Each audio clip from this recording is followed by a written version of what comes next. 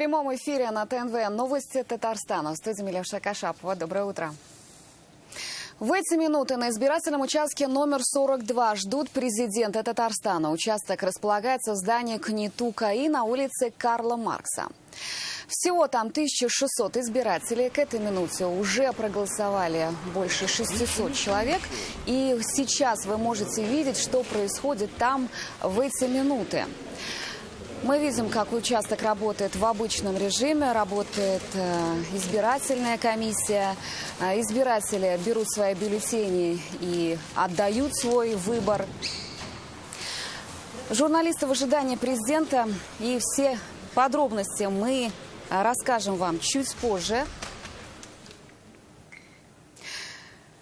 Итак, 2 дня предварительного голосования прошли. Многие, скорее всего, отправились на свои участки именно сегодня. Потому Салават Мухаммадуллин напомнит о всех цифрах и тонкостях сразу 4 избирательных кампаний.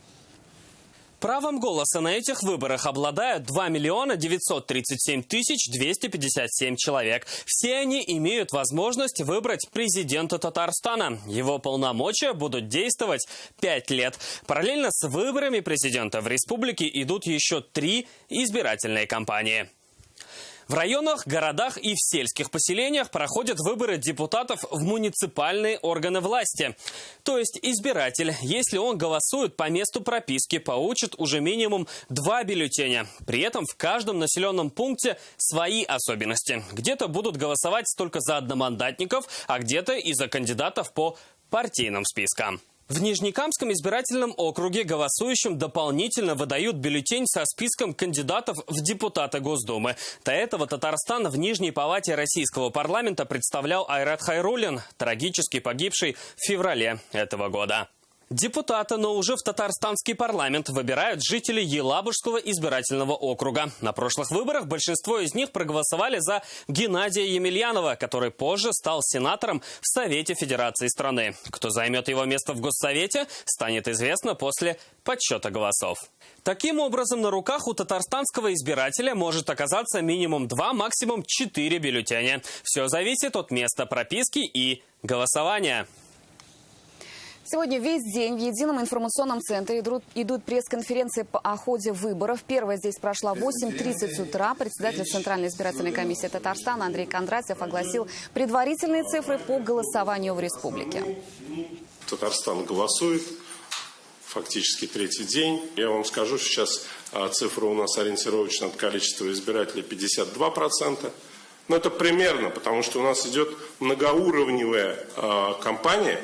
Где-то на Елабужском округе такая цифра, здесь в Нижнекамске такая цифра, но в пределах 52% у нас сейчас от количества избирателей. Я очень рад, что мы в полном составе 2807 участковых избирательных комиссий работаем, территориальные комиссии работают. Сегодня, напомню, можно проголосовать только в стационарных участках и на дому. Я хочу сказать, что на сегодняшний день нарушений избирательного законодательства, вот жалоб, которые мы проверили, а мы проверили на вчерашний вечер все поступившие обращения и сообщения, их нет. На всех избирательных участках республики продолжают действовать особые меры защиты от коронавируса. На каждом дезинфекторе комплекты с масками и перчатками. Чего еще стоит ждать тому, кто сегодня пойдет на выборы, расскажет Рамиль Шайдуллин. Как театр начинается с вешалки, так и избирательный участок с обязательной термометрией. Хорошо, спасибо. Дезинфекции. Конечно, это не все. Перчатки, маски, а еще и одноразовые ручки тоже никто не отменял. Все это в специальных комплектах, которые выдают прямо на входе. Надев на себя средства защиты, избиратель и заходит на участок. Вообще этап подготовки, наверное, самое сложное, что есть в процессе голосования, но все намного проще, если подготовиться к нему заранее. Например, заранее подготовить паспорт. Он обязателен. Удостоверив свою личность, избиратель берет в руки ту самую распакованную авторучку и затем получает бюллетень. Ну а дальше начинается самое важное и оттого и самое интересное – сам процесс голосования. Как он происходит? Избиратель берет бюллетень, подходит в одну из кабинок. Как видно здесь, они работают через одну для социального дистанцирования. Ну а дальше классика. Он ставит пометку, затем берет бюллетень, кладет ее в урну, но отсюда сразу же на выход. Как говорится, с чистой совестью и на свежий воздух. Рамиль Шайдуллин, Шадмухаметов, ТНВ, Казань. Напомним, что голосование идет сегодня третий день. О том, как соблюдаются все меры безопасности на избирательных участках, журналистам сообщила Марина Потяшина, руководитель управления Роспотребнадзора по республике. В дни голосования, это 11, 12, 13, контроль со стороны управления Роспотребнадзора за работой избирательными участками продолжается. Мы не выявили ни одного нарушения установленных и проработанных отдельно требований с избирательными участками. И на сегодня я уверенно заявляю, что избирательные участки абсолютно безопасны, поскольку все установленные требования неукоснительно им соблюдаются. И сейчас начинается видеоконференция Центральной избирательной комиссии России с ЦИК Татарстана. Проводит ее Элла Памфилова.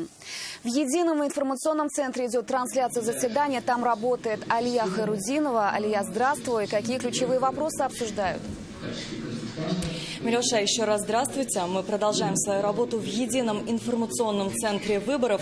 Каждый час здесь проходят пресс-конференции и вообще в течение дня выступят 17 спикеров. Прямо сейчас проходит трансляция совещания ЦИКа России с регионами. И от нас на связь с Эллой Памфиловой выйдет председатель ЦИКа Республики Андрей Кондратьев, руководитель рабочей группы Общественной палаты России Александр Малькевич. Кстати, он находится с рабочим визитом у нас в республике. Уже с утра осмотрел несколько избирательных участков.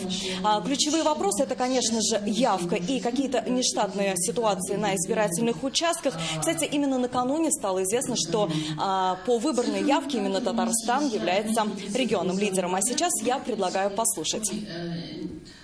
Много здесь явки не уделяем внимания, поскольку все вы можете видеть на наших панелях, да, все в режиме онлайн. Но все-таки выделю, поскольку у нас очень много компаний разного уровня, и явка тут же она различается. Что у нас по дистанционному электронному голосованию, которое проходит в Ярославской и Курской области? В Ярославской области на сей момент проголосовало 80. Милюша, мы продолжаем свою работу здесь. В ближайшие часы выступят и главы районов и городов республики. Будем оперативно предоставлять всю информацию, а пока слово вам. Да, спасибо, Алия. Я напомню, с нами на прямой связи из единого информационного центра была Алия Хайрудинова. Ну а теперь перенесемся в Альметьевск. Там активисты клуба «Колесо» всей дружной командой приехали на избирательный участок на велосипедах. Больше 300 участников. Они еще раз показали, что Альметьевск – город велосипедистов. Почему альметьевцы с двухколесным другом не расстаются ни на минуту, узнала Филюза Хамидуллина.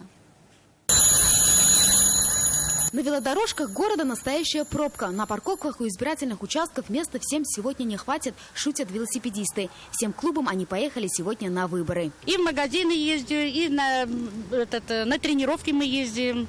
И вот на избирательный участок тоже приехали на велосипеде. Гузель Идрисовой 72 года. Велосипед – это мои ноги, говорит она. Начала ездить на двухколесном транспорте, когда работала почтальоном. И с тех пор с ним не расстается. Машина – это просто удовольствие, просто ездить и кататься. Ну, плюс еще расходы, бензин, там заправка, и потом обслуживание. А велосипед – это здоровье. На велосипеде сегодня и Альфред Валиуллин. Для него это первые выборы, а велосипед – дело привычное. 3 года учился в Китае и даже там не расставался со своим двухколесным другом. Да, я сегодня приехал на велосипеде голосовать за президента, потому что это наше будущее, это очень важно. Раньше я не мог голосовать, потому что находился за границей. На моей памяти где-то, наверное, 5-е выборы президента. Мы вместе собрались и приехали дружно, с хорошим настроением. Клара Мингазова села на велосипед еще 15 лет назад. Тогда не было ни велодорожек, ни парковок. Радуется, что теперь есть все условия. Пенсионеры города объединились в клуб, назвали «Колесо». Благодаря нефтяникам Совет ветеранов 2 года назад приобрел больше 200 велосипедов. Пенсионеры пользуются ими бесплатно. Отлаженная наша система, она предполагает наличие велосипедов в спортивном клубе. Внутри клуба они катаются и меняют затем хозяина. Когда открылся пункт проката, я начала кататься со стадиона, научилась кататься, вспомнила, как нужно кататься, и с удовольствием сейчас катаюсь на велосипеде. Больше 100 километров велодорожек, парковки, пункты проката, чемпионаты по велогонкам. Альметьевск можно назвать городом для велосипедистов. Даже специально подальше от дома уезжают за продуктами. Для меня это наслаждение, поэтому и сюда на велосипеде приехала. То есть я уже просто привыкла на нем кататься. С каждым годом велосипедистов становится все больше и больше. Альметьевцы уверены, каким будет город в будущем, зависит только от них. Движение – это жизнь! Движение – это класс! Гюльза Хамидуллина, Ирик Хабибуллин, ТНВ, Альметьевск. В Казани сегодня пройдет концертная программа с участием звезд татарской и российской эстрады. Все, что нужно будет для того, чтобы попасть на шоу – специальный браслет, выдаваемый каждому проголосовавшему. Он начнется в 4 вечера, но уже днем горожан тоже ждет много интересного. Да, друзья, это было жарко. В день единого голосования в Казани снова праздник. Десятки точек на карте города, куда можно прийти сразу с избирательного участка. Главные торжества в этот день будут происходить здесь, у Акбарс-арены, где уже в полдень начнутся фестивали, и заработают всевозможные площадки. Ведь территория будет разделена на несколько тематических зон. Например, на одной татарскую классику будут читать известные писатели, на другой в литературном батле схлестнутся молодые литераторы. Интерактивная программа на стадионе будет насыщенной. Здесь и киберспорт, и площадка экстрима. Кроме этого, с 12 и до 6 вечера казанцев ждут активные игры и даже мастер-классы по танцам. Принять участие будет нетрудно. Достаточно специального браслета. Событием вечера станет концертная программа. Выступят хор турецкого, Нюша, Анвар Нургалиев, Клава Кока, Гузель Уразова и Валерия. На сцене будут топовые артисты татарстанской и российской эстрады. После салют. Рамиль Шайдуллин, Шадмухаметов, ТНВ, Казань. Символ республики в необычном исполнении появился в эти дни на въезде в Зеленодольский район. Такой подарок столице ТССР и главным выбором Татарстана сделал местный предприниматель, начинающий фермер. Гигантский снежный барс во всей красе можно увидеть только с высоты, и в репортаже нашего телеканала, поверьте, стоит посмотреть. Это самый большой барс, о котором было известно. На огромном поле огромный символ республики. Усы, лапы, хвост — сохранены все пропорции. Вот только масштабы увеличены минимум во 100 раз. Хотели, чтобы, все жители порадовались, и был своего рода праздник, подарок к столетию республики. Так, с размахом ТССР с юбилеем решил поздравить местный предприниматель Азат Мифтахутдинов. Буквально недавно он ударился в растениеводство, приобрел участок, а тут и знаковая дата. Решил сделать цветочный подарок. У него и творческой группы ландшафтных дизайнеров родилась идея изобразить огромного барса, такого, что разве что с высоты его можно будет увидеть в полный рост.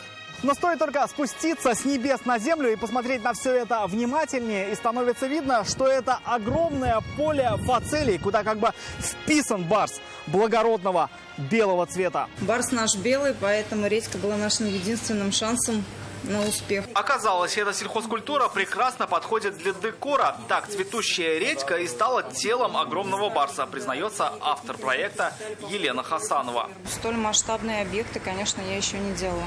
Поэтому, когда ко мне обратились с просьбой что-то подобное создать на поле, для меня это было неожиданностью, но и в то же время своеобразным выражением себя. Несколько дней дизайнер, ее команда и местные жители буквально по зернышку создавали огромную фигуру. На все работы ушло около 2 тонн семян. Будет где-то 1,5 месяца примерно все это дело еще свести.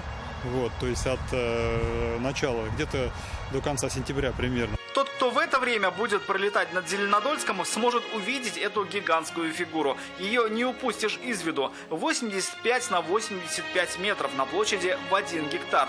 Так, цветочный символ республики можно будет видеть еще минимум 3 недели. Рамиль Шайдуллин, Шадмухаметов, ТНВ, Зеленодольский район. Итак, сегодня единый день голосования. Каждый час на нашем канале смотрите информационные выпуски о ходе выборов. Ну а вечером в прямом эфире вы сможете увидеть концертную программу у Акбарс-арены. До встречи, следите за событиями вместе с ТНВ.